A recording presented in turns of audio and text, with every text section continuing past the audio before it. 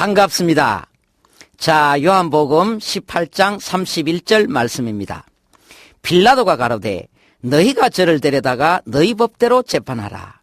유대인들이 가로되 우리에게는 사람을 죽이는 권이 없나이다 하니, 이는 예수께서 자기가 어떠한 죽음으로 죽을 것을 가리켜 하신 말씀을 응하게 하려 함이러라. 예수님께서 이 땅에 오신 목적이 그의 죽으심입니다. 예수님은 죽으시려 이 땅에 오셨습니다.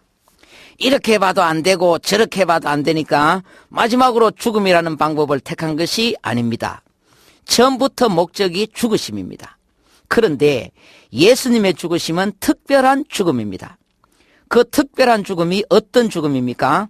바로 피 흘려 죽으심입니다. 예수님은 피 흘려 죽으시려고 이 땅에 오셔서 십자가 지셨습니다. 십자가에서 피를 다 흘리시고 죽으셨어요.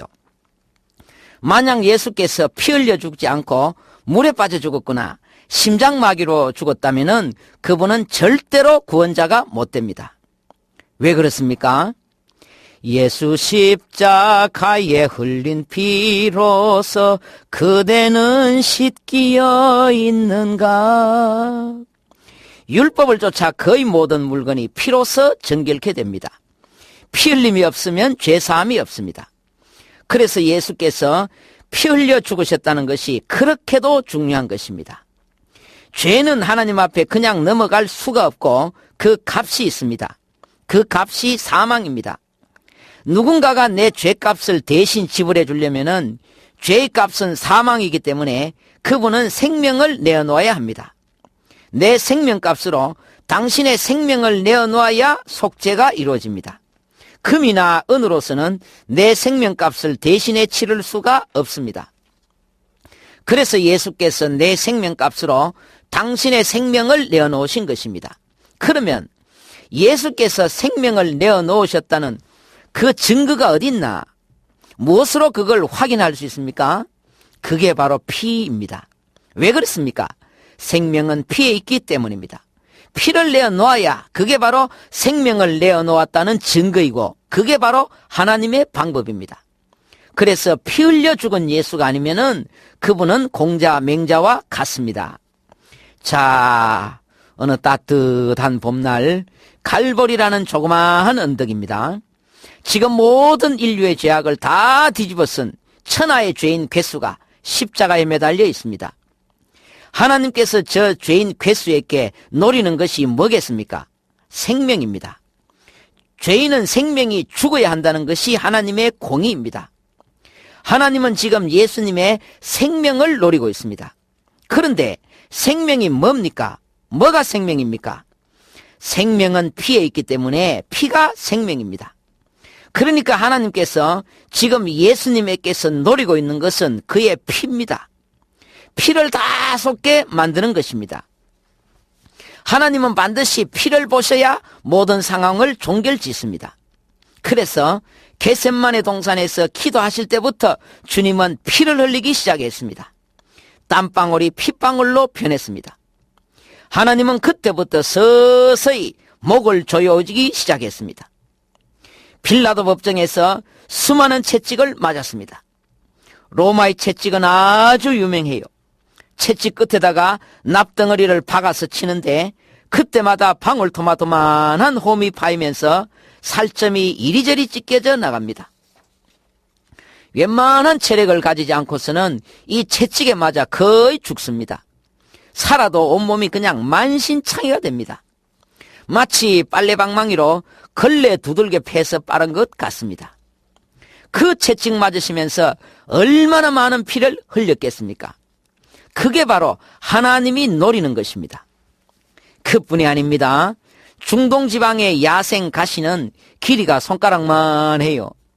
그것으로 그냥 둘둘 엮어서 무지막지하게 머리에 눌러 씌웠습니다. 그 가시가 파고들면서 온 머리와 얼굴에 얼마나 피가 낭자했겠습니까? 또 손과 발에 못을 박습니다. 몸은 이렇게 매달려 있지만은 머리부터 발끝까지 온 몸에서 피는 계속 흐르고 있습니다. 하나님은 인정사정 없습니다. 죄의 값은 철저하게 다 받으시는 하나님입니다. 그냥 넘어가거나 깎아주는 법이 없습니다. 하나님은 바늘로 찔러도 피 한 방울 안 날 냉렬한입니다. 죄인의 괴수를 죽이시되 피를 다 쏟고 그렇게 철저하게 죽이십니다. 그런데 이미 숨은 거두었지만은 아직 약간의 피가 남아 있습니다. 어디 있습니까? 바로 심장입니다. 하나님은 그것마저도 봐주지 않습니다. 한 군병이 옆구리를 찌르니 물과 피가 나오더라. 마지막 얼마 남지 않은 그 피까지도 하나님은 다 쏟게 하셨습니다. 그때서야 비로소 이제 모든 상황이 종결됩니다. 하나님의 작업이 이제 끝났습니다. 시체는 내려집니다. 그러나 그 시체는 피 없는 시체. 그분은 온 인류를 위해서 피를 다 흘리셨습니다. 피 흘리심으로 당신의 생명을 내어놓으신 것입니다. 시체는 내려졌지만 이제 중요한 것은 시체가 아니라 그분의 피입니다.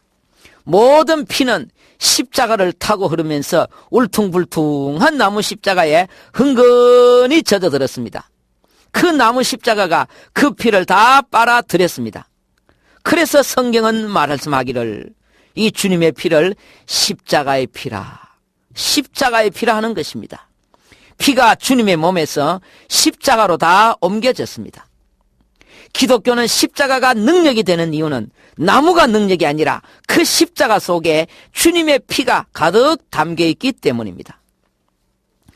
갈보리 산 위에 십자가 섰으니 주가 고난을 당한 표라. 험한 십자가를 내가 사랑함은 주가 보혈을 흘림일세. 사랑하는 극동방송 가족 여러분, 십자가는 액세서리가 아닙니다. 낭만이 아니에요. 그 십자가 속에 주님의 생명이 들어있습니다. 나를 영원한 파멸에서 건지시기 위해서 내어놓으신 주님의 생명이 그 십자가 속에 들어있습니다. 나 십자가 대할 때에 그 일이 고마워 내 얼굴 감히 못 들고 눈물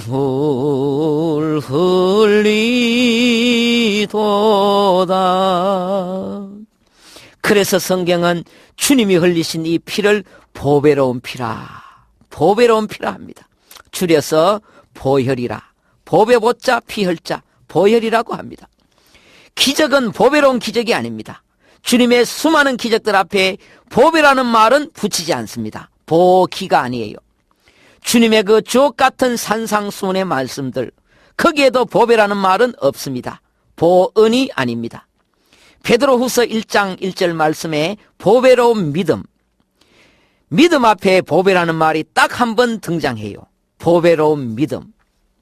그게 유일한 예외이고 모든 보배는 예수님 흘리신 피 앞에만 붙여집니다. 보혈, 보배로운 피. 찬송가 182장 구주의 십자가 보혈로 죄 씻음 받기를 원하네. 186장 내 주의 보혈은 정하고 정하다. 190장 샘물과 같은 보혈은 임마누엘 피로다. 193장 후렴 예수의 보혈로 그대는 씻기에 있는가. 195장 이 세상의 모든 죄를 맑히시는 주의 보혈. 200장 후렴 찬송하세 주의 보혈 그 샘에 지금 나아가. 202장 후렴 주의 보혈 능력이 있도다. 주의 피 믿으어. 자, 우리가 평소에 그냥 습관적으로 부르시는 찬송을 오늘 한번 잘 음미해 보시기 바랍니다. 왜 피가 보배입니까? 그 피가 바로 그분의 생명이고 우리는 그 피로서만 죄 용서함 받고 영생 얻기 때문입니다. 걸레를 빨면 물이 주르륵 나옵니다. 참깨를 짜면은 참기름이 주르륵 나와요. 그럼 성경을 짜면 뭐가 나오겠습니까? 보배가 나오지. 보배가 뭡니까? 피지. 성경은 피책입니다. 창세기 초도부터 피가 나옵니다. 하나님이 아담과 하와에게 가죽옷을 입혀 주셨습니다. 그 가죽옷은 오늘날 무스탕처럼 가공한 옷이 아닙니다. 그냥 벌건 피 묻은 가죽옷입니다. 아담과 하와가 피냄새 때문에 고생 좀 했을 것입니다. 그때부터 피가 보이기 시작하더니 출애굽기에 가서도 온통 피 비린내입니다. 10번째 재앙에 안 죽으려고 집집마다 양을 잡아 피를 뿌렸으니 얼마나 피냄새가 진동했겠습니까? 고등어나 꽁치가 많이 잡힐 때 죽도시장 입구에만 가도 생선 피비린내가 확 풍깁니다. 막대기만한 꽁치 몇 마리 잡아도 그렇게 피냄새가 나는데 집집마다 그 큼직한 양을 잡았으니 온 성이 피 범벅입니다. 그 다음 레위기에 가면은 피 냄새가 아니라 피 홍수입니다. 그냥 피가 강물처럼 콸콸 흐르고 있습니다. 이것이 성경입니다. 찬송가도 마찬가지입니다. 찬송가에 피, 보혈, 십자가 이런 단어 나오는 찬송가 빼어버리면은 지금 찬송가보다 반으로 얇아집니다. 아까 봤잖아요. 전부 피 찬송입니다. 찬송가 제일 뒤에 나오는 것이 545장 하늘 가는 밝은 길인데 거기에도 보면은 피가 나옵니다. 예수 보배로운 피 모든 것을 이기니. 찬송가도 이렇게 성경의 질세라 마지막까지 피를 노래하고 있습니다. 왜 이렇게 성경과 찬송이 약속이나 한 듯이 그분의 피를 노래하는가? 왜 그분의 피만을 보배라고 하는가? 자동문. 좋은 건물은 출입구가 자동문입니다. 자동문은 사람 냄새를 맡고 문이 저절로 열립니다. 동물이 가면은 문이 열리지 않아요. 사람 냄새로만 열립니다. 천국문도 자동문일 것입니다. 그럼 무슨 냄새를 맡고 천국 자동문이 열리나? 피냄새를 맡고 열립니다. 무슨 피냄새입니까? 예수님 십자가에서 흘리신 바로 그 피냄새입니다. 그럼 내 몸에 그 피가 있나? 그래요. 내 몸에 그 피가 흐르고 있습니다. 그때 그 피는 오늘까지 통조림되어서 성령께서 들고 계시다가 누구든지 예수 믿는 그 순간에 성령께서 그 피를 우리 마음에 뿌려 주시는 것입니다. 세월이 2000년이나 흘렀지만은 오늘도 성령께서 사용하시는 피는 그 옛날 주님이 십자가에서 흘렸던 바로 그 피입니다. 그래서 그냥 피라고 그러지 않고 그 피라 그러잖아요. 그 피, 딱 정해진 그 피. 확실히 믿기는 어린 양 예수의 그 피로 속죄함 얻었네. 나의 모든 것 변하고 그 피로 구속 받았네. 다시 한번 찬송가 가사를 유심히 살펴보십시오. 막연하게 피가 아닙니다. 이것은 죄사함을 얻게 하려고 많은 사람을 위하여 흘리는 바 나의 피 곧 언약의 피니라. 하나님께서 지정하신 약속의 피, 유일한 피, 그 피입니다. 구약시대 모든 동물들의 피는 상징입니다. 그 피를 바라보며 그냥 달려왔습니다. 도대체 그 피가 언제 나타나나? 그 피가 빨리 나타나야 우리가 역사의 무대에서 사라질 건데 오직 그 피만 바라보며 목마르게 헐레벌떡 달려온 시대가 구약시대입니다. 바로 그 피냄새를 맡고 천국 자동문이 열립니다. 그 피가 마음속에 큰 증거 됩니다. 천국문은 항상 굳게 닫혀 있습니다. 그러나 그 피로 죄 용서함 받고 평생에 그 피를 늘 노래하며 그 피냄새에 늘 젖어있던 성도가 천국문 앞에 이르면은 그렇게도 굳게 닫혔던 천국문이 어서 오시라고 입을 쫙 벌리는 것입니다.